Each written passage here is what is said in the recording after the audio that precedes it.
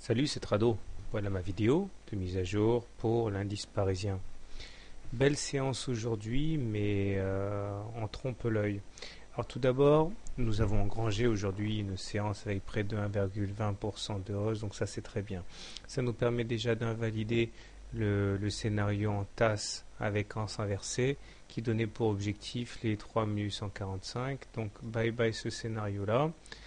Bon, encore une fois, j'en profite pour dire que voilà, si vous avez voulu trader cette formule-là, cette figure-là, et qu'elle n'a pas fonctionné, c'est rien du tout, c'est pas grave, hein. C'est des choses qui arrivent assez souvent, même très souvent. L'idéal, enfin l'objectif, c'est surtout de lancer des trades sur des opérations qui entraînent potentiellement plus qu'elles ne coûtent potentiellement. Donc le fait de perdre sur un trade n'a absolument rien de catastrophique, c'est normal. Il faut simplement choisir ses batailles, hein. Alors par contre, c'est bien la fourchette d'Andros bleue qui continue de faire des siennes et qui a stoppé net l'évolution des cours.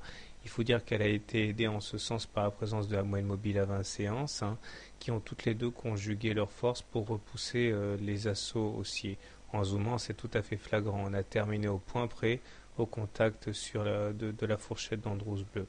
Ce qui veut dire que l'objectif est toujours en place, celui du ralliement de la médiane de la fourchette ici, qui inviterait les cours à plonger maintenant de manière assez impressionnante vers les 3860. Cet objectif est valable tant qu'on n'a pas clôturé au-dessus de la fourchette d'Andros. Ce qui va de pair d'ailleurs avec une situation toujours assez tendue sur les indicateurs, puisque le MACD, bien qu'il se redresse, demeure sous son signalet négatif.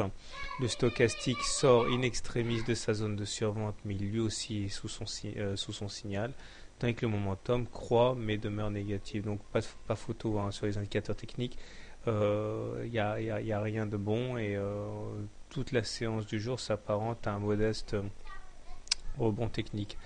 D'ailleurs, la M20 adopte toujours cette pente plate là, hein, cette absence de pente même, hein, qui montre que la tendance n'arrive pas à se dessiner. Et comme c'est très souvent le cas avec les tendances journalières qui n'arrivent pas à se dessiner, il faut aller regarder en vitesse du côté de l'unité supérieure, autrement dit l'hebdo, pour savoir où on en est. Et c'est vrai qu'au niveau de l'hebdo, c'est plus clair, hein, puisque nous sommes en train de préserver la M20. On est en train de se battre pour rester au-dessus de la M20. Donc si on devait clôturer ici la semaine, on serait en tendance haussière. Donc cela étant dit, on revient à notre unité journalière et on voit que là aussi, hein, on bataille pour passer au-dessus de la M20, mais aujourd'hui elle a fait office de résistance à la hausse.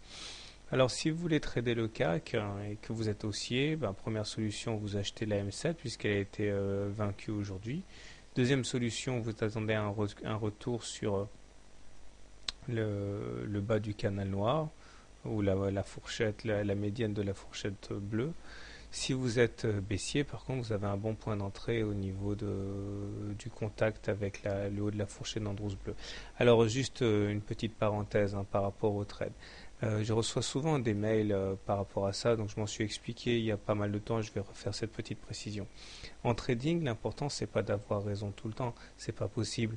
Sur 3 trades, généralement, quand vous êtes bon, vous vous plantez une fois, hein, ça vous fait 2 trades dans le bon sens pour un trade dans le mauvais sens. Ce qui est important surtout, c'est de faire des trades dont le potentiel de gain est plus important que le potentiel de perte. Là, par exemple, si vous achetez au contact de la fourchette d'Andros bleue, enfin que vous vendez, pardon, l'idéal c'est de clôturer le trade si on termine au-dessus et en ayant pour objectif d'aller chercher la médiane. C'est-à-dire que même si vous vous plantez une fois sur deux, si quand vous avez raison vous gagnez plus que quand vous avez tort, ça vaut la peine. De la même manière, si vous décidez de trader le canal noir et que vous achetez au contact du bas du canal noir, l'objectif étant d'aller en haut du canal noir, ça vaut la peine aussi, puisque votre objectif de gain est bien supérieur à la perte potentielle. C'est ça le trading, hein.